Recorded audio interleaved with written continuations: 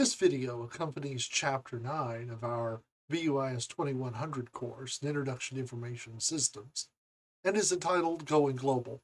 I'm Dr. Renaud from Shawnee State University, and I'll be taking you through this video lecture. So I guess the first question to ask is, why does a business want to go global? Well, it's easy to see that if we're global, we have a potential for more customers and more demand. There's potentially the reduced cost of materials and labor by going global. We've again got the whole idea of a larger market. Um, but then we have a whole bunch of problems that go along with going global. Customs, laws, technological differences, local needs and practices, um, international competition that we don't have maybe in our local markets, and how do you market to to the globe? How do you? And then there's data communications. How do we communicate with the globe? Jumping right into communications, let's look at the languages that are used on the web. Now, this is a statistic that was created by speakt.com with the top 10 languages used on the internet. And these are the languages that people speak, not the languages used on the web. So 25% of the people who use the web speak English. 19% speak Chinese, 8% Spanish, and then Arabic, Portuguese, Indonesian, Japanese, and it goes on down into the fractions. The other 23% speak languages other than those listed. So when we're developing our marketing, our computer systems, our networks, our emails, all of our communications, our websites, we just can't be English centric or even one language centric. And with those differences, what are some of the things we need to consider when we're having a global system? Think of a global database. We all of a sudden have to deal with multiple currencies, the euro, the dollar, the yen, lots of others. We have to worry about multiple time zones. We have to worry about multiple languages of our users, of our customers. How do we share the data? Do we outsource it? Do we build custom?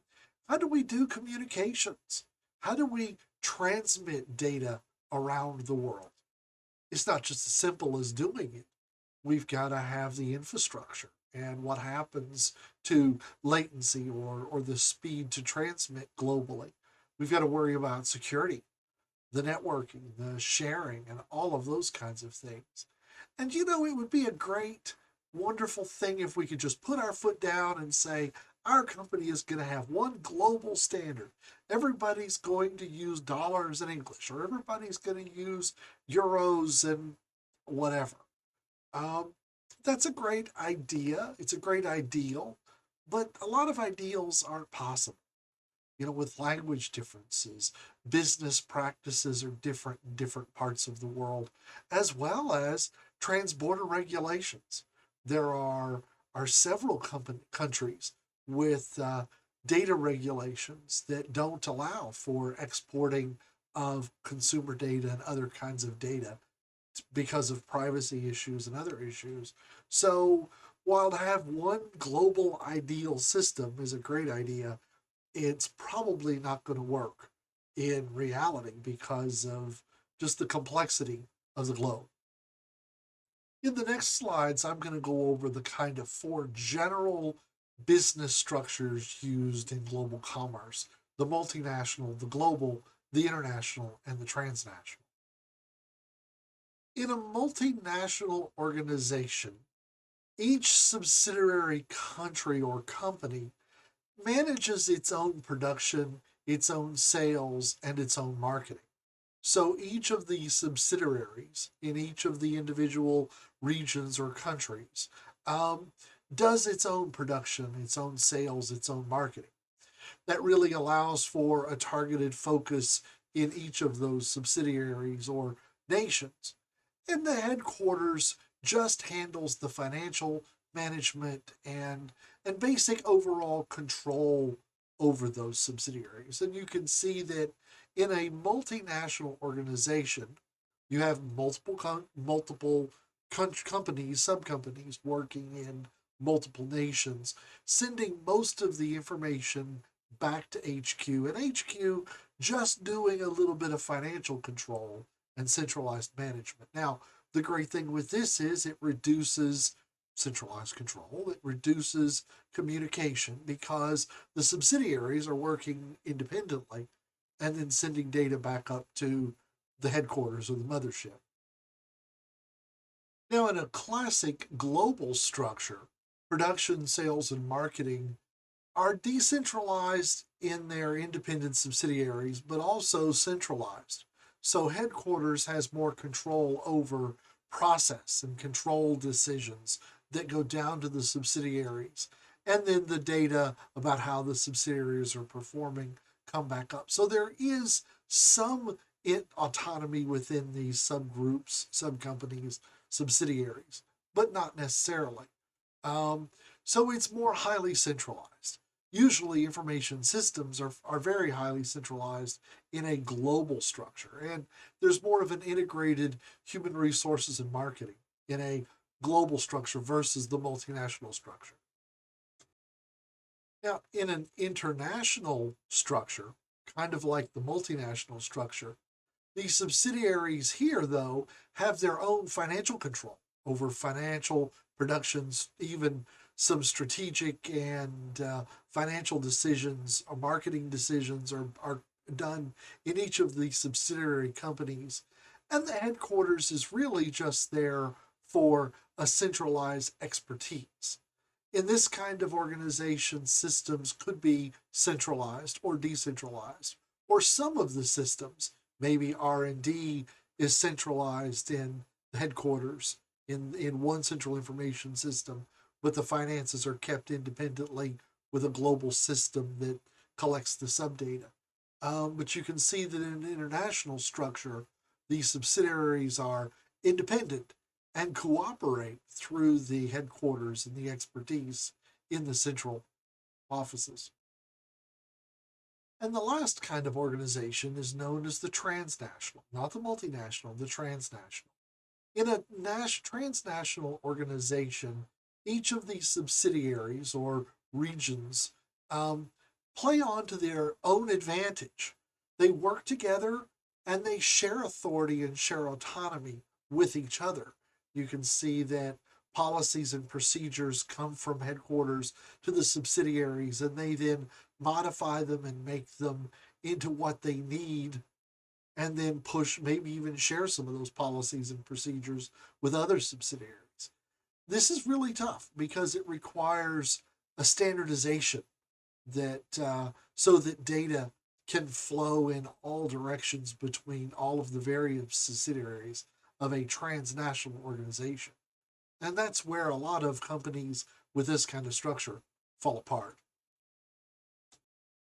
A lot of managers, especially in corporate in large multinational situations, will kind of look at the thought of outsourcing. Why do we need the expertise? Why do we need to do it in-house? We can send it to somebody else and let them do it cheaper. Outsourcing can be a cost-effective alternative. It's not necessarily always evil. It's not necessarily always the best decision either. One thing you have to consider when you're outsourcing are the cultural differences between you and where you're outsourcing it to, potential language barriers if you're outsourcing it to the East or outsourcing it to someone outside of your that's not native to your language. When you're outsourcing, you really must have a global information systems, a global information system, and you really need to have that networking and that global concept down. To do outsourcing successfully, you must, absolutely must, have in-house management. You need someone in-house who understands your business, your strategies, your future, your past, to be managing any kind of outsourcing relationship with any other company. Um, you can't rely upon your outsourcer to do their own management. That's where a lot of companies make the mistake when outsourcing. They give up a little too much of the control. Don't outsource ever anything that is strategic or critical. You know, do not outsource something that is going to make a difference in long-term profitability or growth of your company. You can't afford to let that go. Um, and also, don't outsource something without an absolute complete understanding of what it is. It's easy to say, well, these guys are experts. We'll let them handle it. We'll let them do it.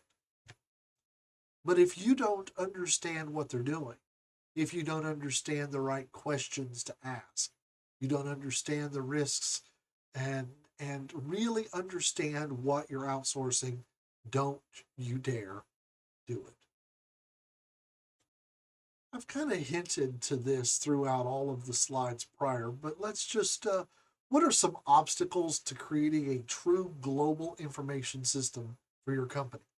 Well, lack of standards or being inflexible within your own organizational structure are going to be a problem, because if you have multiple subsidiaries or divisions working in multiple countries and languages, but there aren't standards for how accounting is done, there aren't standards for inventory control, there aren't standard part numbers or item numbers, um, that's going to be a problem. On the other hand, if you're too inflexible with your system, it's going to be too cumbersome and too difficult, then nobody's going to want to use it.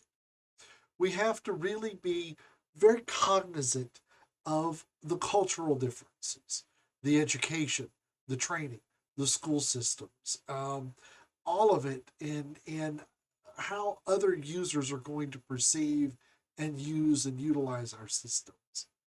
Regulatory differences. Every nation in the country, on the globe, has their own set of financial, censorship, privacy, import export rules, as well as many others.